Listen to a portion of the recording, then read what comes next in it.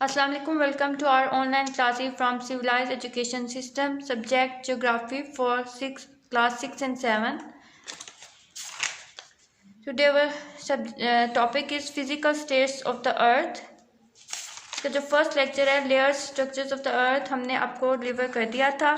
अभी इसका नेक्स्ट जो लेक्चर है वो है plates tectonic movements, page number 3 है। ठीक है, प्लेट्स बेसिकली टेक्टोनिक प्लेट्स होती क्या है उसके बारे में आपको इसमें बताया गया है। It is reality that the existing continents वो once in the form of a single mass. ठीक है, ये हकीकत है कि जो हमारे कॉन्टिनेंट जो बड़े आज़म ज़मीन पर मौजूद हैं, जो डिवाइड किए गए हैं, उनका हर कॉन्टिनेंट का जो है सिंगल मैस है। They divided into 7 continents due to the continental movements.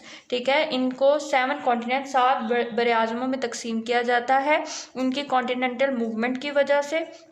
Millions of years ago all continents were attach with one and other. ठीक है, सैकड़ों जो साल हैं, करोड़ों साल, ठीक है, उनकी वजह से गुजरने की वजह से जो तमाम कॉन्टिनेंट बड़े आज़म हैं वो attach with one and other, एक दूसरे से जुड़ चुके हैं। So there was a single continent called Pangaea. ठीक है, जो आपका सिंगल कॉन्टिनेंट है वो पेनिका का कहलाता है।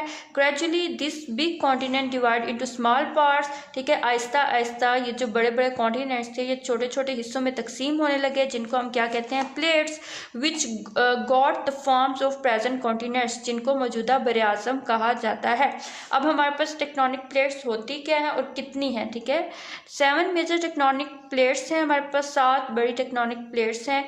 Form 1960 the geographers started using 2 new terms for the exterior composition of earth after getting new information। ठीक है, कहते हैं 1960 से जोग्राफर्स ने शुरू कर दिया इस्तेमाल करना एक न्यू टर्म को, एक्सटीरियर कंपोजिशन। ठीक है, जो हमने लेयर्स ऑफ अर्थ पढ़ी थी, अर्थ की जो कंपोजिशन डिफरेंट लेयर्स के बारे में पढ़ा था, तो जब न्यू टर्मिनोलॉजी में इसको कहा जाता है, न्यू इंफॉर्मेशन के मुताबिक about the surface of earth में इसको टेक्टोनिक प्लेट्स कहा जाता है। The new terms are lithosphere and astrosphere। ठीक है, इसमें दो इसकी टर्म यूज़ की जा रही हैं टेक्टोनिक प्लेट्स में, एक लिथोस्फीयर कहलाएगी और एक एस्ट्रोस्फीयर कहलाएगी। लिथोस्फीयर क्या है? Lithosphere consist of the upper surface of the earth and the solid upper portion of mental. ठीक है, जो लिथोस्फीयर है वो मुश्तमिल है अपर सरफेस, ठीक है, जो इसकी बैरूनी सतह है ज़मीन की, and the solid upper portion of the mental, और जो ज़मीन का जो दूसरा पार्ट हमने लेयर्स में मेंटल के बारे में आपने पढ़ा था, उसका जो फर्स्ट पार्ट है वो अर्थ के साथ मिलकर, जिसके सरफेस के साथ मिलकर कहलाता है लिथोस्फीयर। ठीक है, under lithosphere there is soft layer of rocks known as asthenosphere. ठीक है, जो हमारा लिथोस्फीयर से नीचे वाला पोर्शन है जो कि रॉक्स, जिनमें चट्टानों की लेयर मौजूद थी। ठीक है, जिसमें मेंटल में हमने बताया भी था जो मॉल्टन रॉक्स हैं, जो सॉफ्ट लेयर इसकी कहलाती है, जिसमें रॉक्स जो हैं लावे की शक्ल में पिघली फॉर्म में होती हैं, उनको कहलाएंगे एस्टोस्फीयर कहलाएंगे। ठीक है, lithosphere is divided into 7 moving parts called as plates. ठीक है, जो लिथोस्फीयर हैं वो 7 तहों पर मुश्तमिल हैं,